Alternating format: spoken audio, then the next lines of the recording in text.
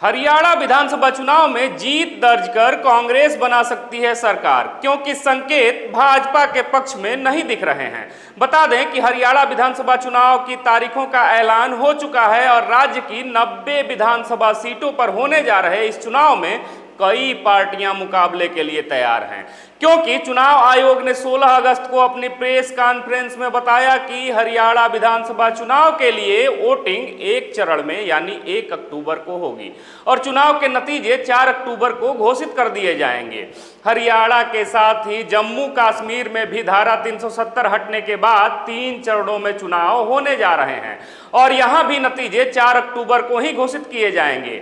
ऐसे में आइए जानते हैं हरियाणा की राजनीतिक जमीन का पिछला तथ्य क्या था और क्या बन रहे हैं राजनीतिक समीकरण। बता दें कि लोकसभा चुनाव में भारतीय जनता पार्टी के नेतृत्व वाले एनडीए गठबंधन की लगातार तीसरी जीत के बाद अब पहली बार इन राज्यों में विधानसभा चुनाव होने जा रहे हैं और हरियाणा विधानसभा में कई पार्टियां हैं जिनके बीच मुकाबला होना तय माना जा रहा है। जहां भारतीय जनता पार्टी, भारतीय राष्ट्रीय कांग्रेस और आम आदमी पार्टी अकेले चुनाव मैदान में है, वहीं इंडियन नेशनल लोक दल और बहुजन समाज पार्टी गठबंधन बनाकर चुनाव में हिस्सा ले रही है। इसके अलावा जननायक जनता पार्टी जेजेपी अकेले चुनाव लड़ेगी या किसके साथ लड़ेगी, किसी के साथ गठबंधन करेगी, इसकी घोषणा उसने अब तक नहीं की है। भाजपा ने यह ऐलान किया है कि वह इस चुनाव में मुख्यमंत्री नायाब सिंह सैनी के नेतृत्व में चुनाव लड़ने जा रही है। वहीं कांग्रेस ने अभी भी किसी मुख्यमंत्री चेहरे की घोषणा नहीं की है। बता दें कि इस साल जुलाई में ही बहुजन समाज पार्टी और इंडियन नेशनल लोक दल ने गठबंधन बनाकर विधानसभा चुनाव में लड़ने का ऐलान किया था और इस गठबंधन का चेहरा अभय सिंह चौटाला को बनाया गया है। चौटाला इस गठबंधन की तरफ से मुख्यमंत्री के उम्मीदवार होंगे, मुख्यमंत्री का चेहरा होंगे। आइए अब जानते हैं कैसा रहा हरियाणा विधानसभा का पिछला कार्यकाल। बता दें कि हरियाणा में पिछला विधानसभा चुनाव अक्टूबर 2019 में हुआ था। उस वक्त हरियाणा में गठबंधन की सरकार बनी थी और मनोहर लाल खट्टर लगातार दूसरी बार मुख्यमंत्री का शपथ ग्रहण किए थे। तब दुष्यंत चौटाला उस सरकार में अपनी नई पार्टी जननायक जनता पार्टी जेजेपी के साथ शामिल थे और उन्हें उप मुख्यमंत्री बनाया गया था। बता दें कि वर्ष 2019 के उस चुनाव में बीजेपी को 40 और जननायक जनता पार्टी को 10 सीटें हासिल हुई थी, जबकि बहुमत का आंकड़ा 46 सीटों का था। जिसके बाद भाजपा और जेजेपी ने साथ मिलकर गठबंधन की सरकार बनाई, क्योंकि 75 से ज्यादा सीटें जीतने का लक्ष्य बनाने वाली भाजपा बहुमत हासिल नहीं कर पाई थी। तब सरकार की स्थिरता के लिए भाजपा ने उस वक्त निर्दलीय उम्मीदवारों पर निर्भर न करने के बजाय जननायक जनता पार्टी के साथ जाने का ही फैसला लिया था और सरकार बनाया था। हालांकि भाजपा का यह फैसला उनके कुछ समर्थकों को ही रास नहीं आया था, क्योंकि अपनी पार्टी के प्रचार में जेजेपी ने लगातार भाजपा की जमकर आलोचना ही की थी। सरकार में शामिल उप मुख्यमंत्री दुष्यंत चौटाला ने वृद्धा पेंशन को 5100 रुपए तक बढ़ाने और स्थानीय युवाओं को 75% नौकरियों की आरक्षित करने का वादा जो किया था, यह गठबंधन सरकार में पूरा नहीं हो पाया। तब मार्च 2024 में इस गठबंधन के 4.5 साल पूरा होने के बाद जेजेपी ने बीजेपी के साथ गठबंधन तोड़ लिया था।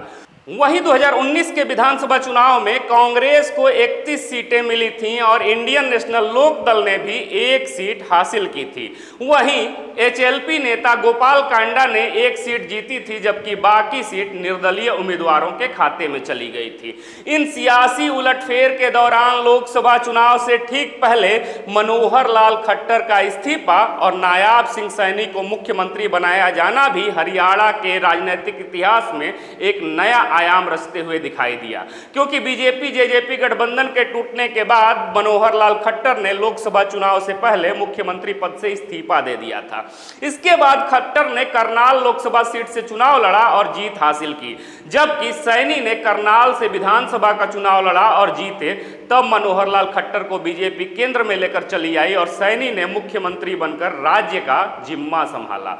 बता दें कि हरियाणा के हालिया लोकसभा चुनाव में बीजेपी और कांग्रेस को 5-5 सीटें मिली हैं, जबकि बीजेपी राज्य की सभी 10 सीटों को जीतने का दावा कर रही थी, जैसा कि भाजपा ने 2019 के लोकसभा चुनाव में किया था और 10 की 10 सीटें जीता था। लेकिन इस बार बीजेपी को अपेक्षित सफलता नहीं मिली और 5 सीट का नुकसान लोकसभा चुनाव में देखने को मिला। इस नुकसान को बीजेपी के 10 सालों के शासन के खिलाफ एक बड़ा संकेत माना जा रहा है। अतः हरियाणा के चुनाव इस लिहाज से भी दिलचस्प हो गए हैं, अहम हो गए हैं, क्योंकि लगातार 2 बार सरकार बनाने वाली बीजेपी के लिए लोकसभा चुनावों के नतीजे मनमाफिक नहीं आए।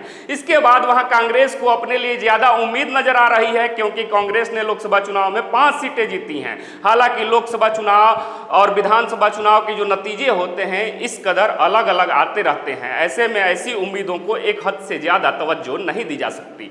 अब कुल मिलाकर देखें तो नतीजे चाहे जो भी आए, लेकिन चुनाव हमारी लोकतांत्रिक चेतना का एक संदेश बनकर ही आते हैं और यही बनकर रहेंगे। उम्मीद है कि इस बार भी यह संदेश दुनिया को अधिकाधिक मजबूत रूप से देखने को मिलेगा। फिर भी भाजपा के लिए हरियाणा का यह विधानसभा चुनाव अग्नि परीक्षा साबित होता हुआ नजर आ रहा है, क्योंकि लोकसभा चुनाव में पिछले लोकसभा चुनाव के मुकाबले 2014 के मुकाबले जो है 2019 के मुकाबले 2024 में भाजपा को जो है 5 सीटों का नुकसान देखने को मिला। तो माना जा रहा है, राजनीतिक विश्लेषक मान रहे हैं कि विधानसभा चुनाव में भी कांग्रेस एक बड़ी पार्टी के रूप में बनकर उभरेगी और कहीं ना कहीं भारतीय जनता पार्टी की सरकार हरियाणा में जा सकती है। आपको क्या लगता है हरियाणा विधानसभा चुनाव को लेकर? अपने जवाब कमेंट बॉक्स में जरूर दीजिएगा। फिर से मिलेंगे एक नए अपडेट के साथ, तब तक देखते रहिए खबरों खिलाड़ी। जय हिंद, जय भारत।